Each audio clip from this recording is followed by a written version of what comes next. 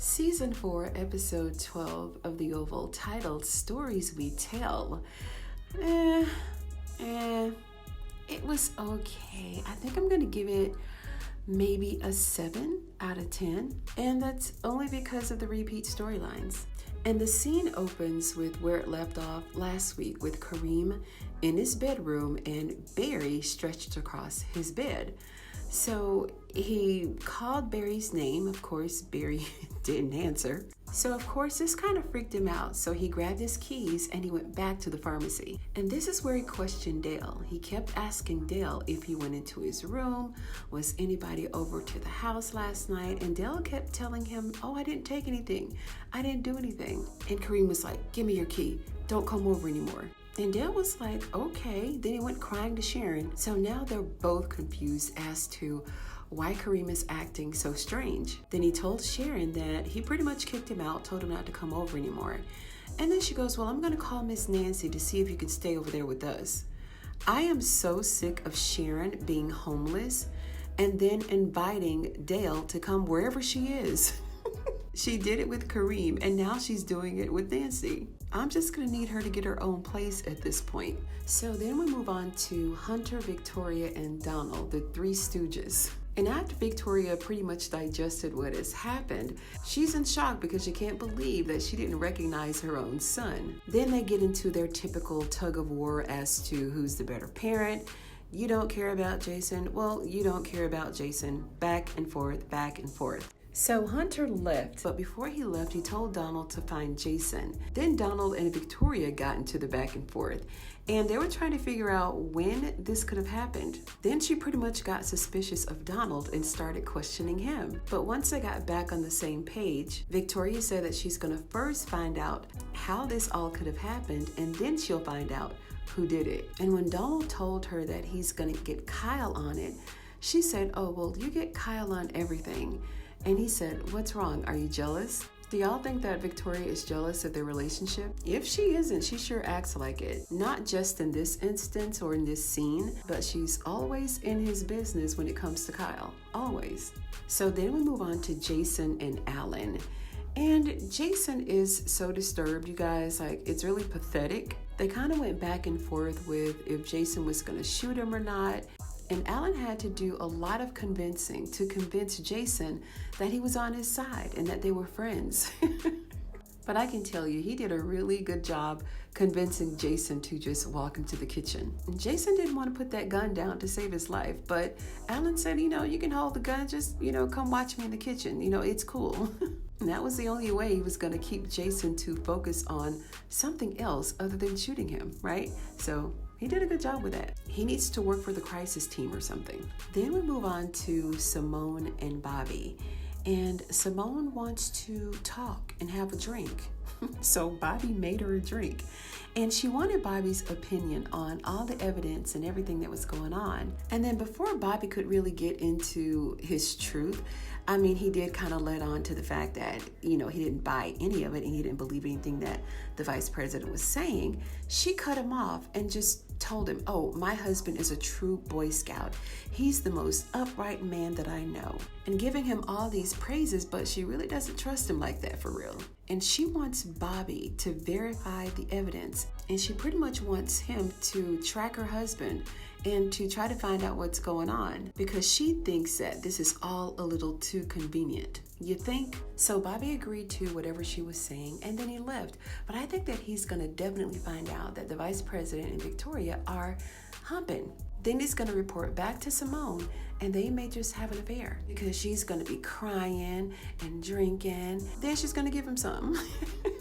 I truly believe that. All of the signs are right there. So now we have Max and Kyle outside of the president's door.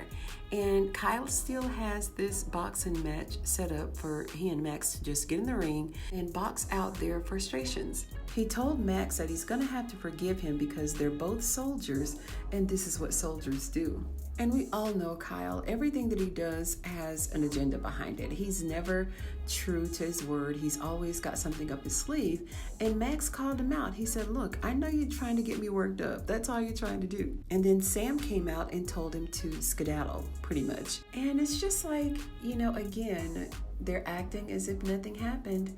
They're acting as if they didn't have a whole shootout in that bunker, and they're just going on as if it's a normal day. I want to see some arguing, some retaliation, some repercussions. I want to see all of that, because normally this is what will happen, right? But when they get around each other, they act as if nothing has happened, and that's just not normal. So when Kyle left, they had a little small talk, and Max wants Sam to talk to Alonzo because he thinks that Alonzo could give him more information on the president because he's his new runner, right? So Sam said he'll talk to him.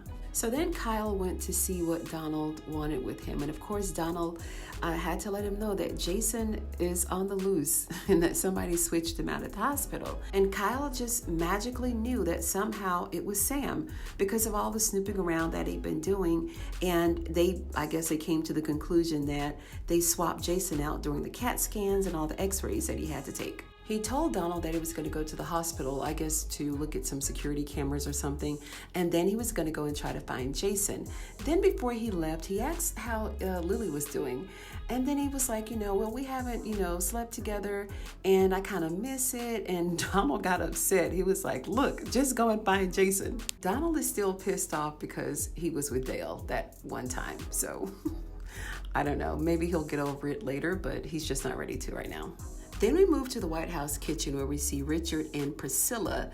They're winding down for the evening and they're getting ready to go home. And Richard lets her know that he's still worried about Barry and that he's going to go and talk to Sam to see if Sam has anything. Priscilla told him that she was going to stop by their house after she got off work. And then we saw Victoria come into the kitchen. And Priscilla was like, well, hi, ma'am. What is it that we can get for you? We'll get it for you. She was like, no, I'll get what I need for myself because I just don't trust you. And why are you still working here? I don't know why you're still here. She told her that she couldn't fire her because of her father, but she could definitely try to make her quit. And she really thinks that she has one up on Priscilla because of what happened with Sam. Then she started to ask about Sam. Oh, where's Sam? How's he doing? And she kept calling Richard Robert on purpose. But she told Priscilla that she knows why Sam is avoiding her. It's because he can't turn her down, and he's always turned on when he's around her. And Priscilla handled this interaction with her pretty well, but I know I can just tell that she was really getting under her skin, as she always does. But when they left, Priscilla turned that bottle of wine up like she was thirsty.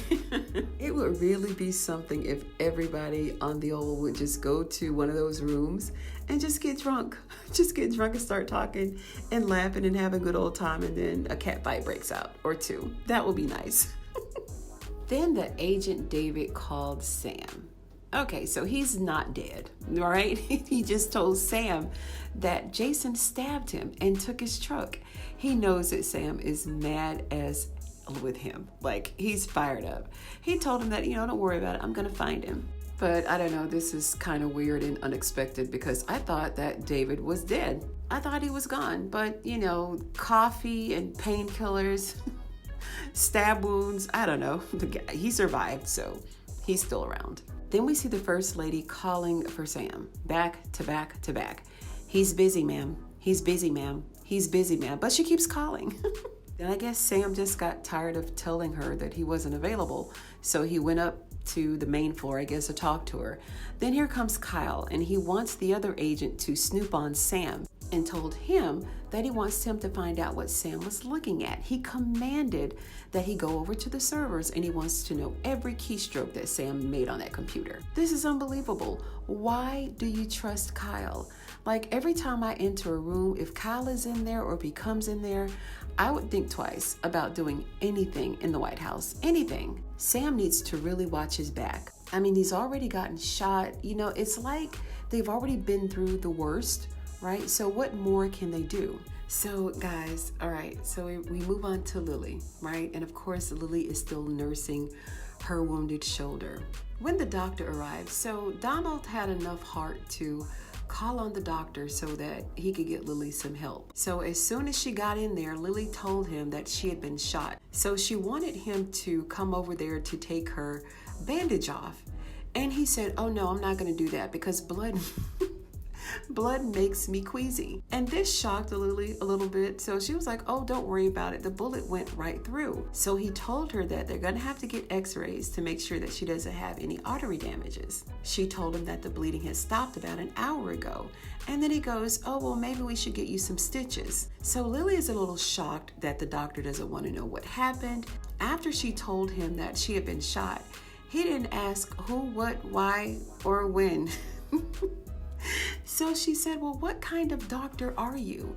And he told her that he was a veterinarian. And he's unlicensed. So then Lily was like, where are your gloves? Where's your medical bag?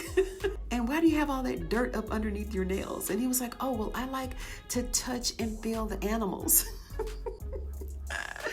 This was hilarious. So when he left, of course, Lily is pissed off. She's really upset at this point. So she said, I'm going to go to the hospital. Forget all of this. I'm going to the hospital. And then yet another hilarious scene, Alonzo and Hunter. Alonzo, of course, is taking Hunter some more Coke, and it's not enough in the bag. So Hunter said, well, where's the rest? And you can look at that bag and tell ain't nothing in it. And then Alonzo was like, well, sir, I have to be safe. I didn't want to trigger anything.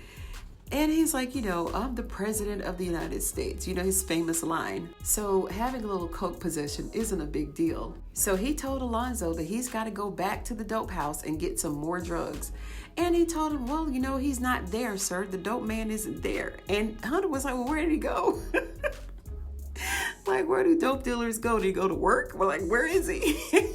But nonetheless, Alonzo said that he couldn't, get any more tonight, but he'll have some more in the morning. He promised. And remember, Alonzo's car is all messed up and banged up from their last night out. And Hunter told him, I'm not paying for you a new car. Yet he told Alonzo that he needs to get a new car because his car smelled like feet. And he wasn't going to get back in that car. He's got some nerve.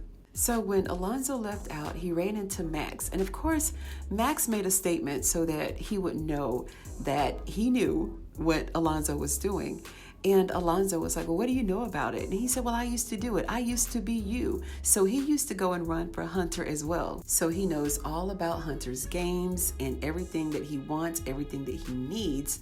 And Alonzo asked him for advice. He was like, well, what should I do? He told Alonzo that when he gets the dope to cut it, because if he didn't, that Hunter would take all of it and probably OD or something. And then he also told him to go and talk to Sam because Sam is the only righteous one left. So in our final scene, it was a little bit predictable. Sam and Victoria, they're in one of those rooms again, and she told Sam that avoiding her was not a good idea. And Sam said that he wants to get off of her detail, which he's been trying to get off her detail for 2 seasons, so it's probably not going to happen. He told her that he and his wife are going to work things out. He's in love with his wife and yada, yada. And she was like, oh, yeah, I can tell you're getting excited. And then she goes, no, I'm so sorry. I apologize because I'm sitting here throwing myself at you after I just lost my son. So then she moves in a little bit closer, rubbing all over him, trying to get him to hug on her. And then Priscilla walked in. End scene. And that was it, you guys. That's all that they have for you for episode 12 of The Oval. I hope that you enjoyed this video, and if you did, give it a thumbs up. I'd appreciate it. And if you're a fan of Tyler Perry's The Oval, go ahead and sub to the channel for more videos just like this one. Thank you so much for joining me on tonight's episode of Ruthless TV, and I'll see you on the next one.